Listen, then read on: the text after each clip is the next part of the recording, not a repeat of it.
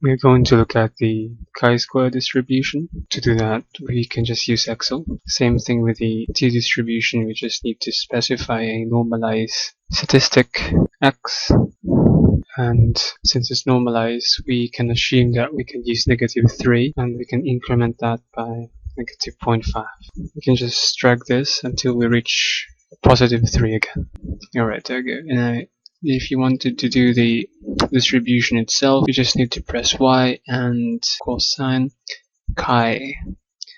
There you go, and it would show the chi-square distribution. And again, it requires you to do an x, the statistic x, the degrees of freedom. So for now, let's try to use 1 degrees of freedom and cumulative false, because we just wanted to see the distribution itself, not the probability accumulation. Alright, let's just drag this down. I will do another chi-square here. Let's call this one y1 for 1 degrees of freedom.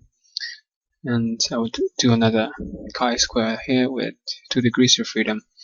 And let's compare. So chi-square distribution, the x values, degrees of freedom 2, and cumulative 4. Let's press enter and double click. Notice that the negative doesn't have any value. We'll talk about that later. But for now, let's do another chi-square, maybe 4 degrees of freedom now. So chi-square, x value, parentheses 4 degrees of freedom, and false. Double click. Still, we don't have any value for the negatives. Let's try degrees of freedom 10 and chi-square distribution. The statistic, the degrees of freedom 10 and cumulative false. And double click, and there you go. Now, to give you a full view of the chi-square, I will just go and increment a bit more to the positive side, and let's see what happens. So I'll bring this down maybe until 8, and I'll just double click on each one of this, double click on this guy, and double click on this. Alright, it's quite nice. Maybe you can still go further, maybe 11. Alright, 11. So just double click on that, on this, and on that. Well, the reason I said 11 because I see that there's still like quite a large percentage, like 7% in there. So maybe I can go 20. Oops, boom, 20, and same thing, double clicking on each one of this just to see what happens. Alright, that's 1%, it's good enough for me. And let's do a degrees of freedom of 30, which is, we can attribute that to a normal distribution, sample size of 30. Let's try this. Chi-square, some statistic x, degrees of freedom 30, and cumulative false. Press enter. Again, notice that there are no negative values whatsoever. Alright, our aim now is to plot this, and let's see what we get. So I'm going to highlight things and press insert, and just this disconnected graphs right there.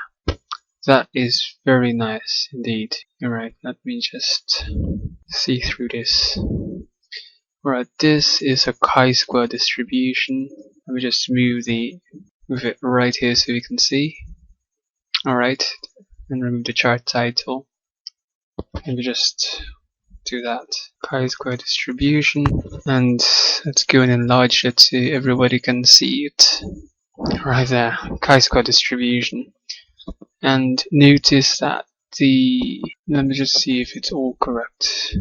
Alright, I was quite confused about this weird blue line right here, but I noticed it's series 5, that is our. Let me just fix it for you so we can really see what's happening. Select data. Series 1 is the chi-square with degrees of freedom 1, and just call df1. This is with degrees of freedom 2, I believe. And this is with degrees of freedom 4. And this is with degrees of freedom 10. And this is with degrees of freedom 30. Alright, notice that the degrees of freedom 30, if I remove it, you would notice that this weird blue thing would just come out. Would be erased. So yeah, if I do that, you can see clearly what's happening. Let me just zoom it quite more so we can see what's happening in here. So here we go. The camera would only show to you a certain portion of the distribution, but you notice there's no value of it on the negative. It's one of the properties of distribution, no negative. As you increase the degrees of freedom, notice that at lower degrees of freedom, its values would be punching near the zero. And as you increase more degrees of freedom, meaning more samples taken, then the peak is gradually going to the right, But you can see that the peak also decreases. The probability of the peak happening is getting lesser and lesser as more degrees of freedom is happening. So we would use this distribution to calculate some statistic based on a chi-square test.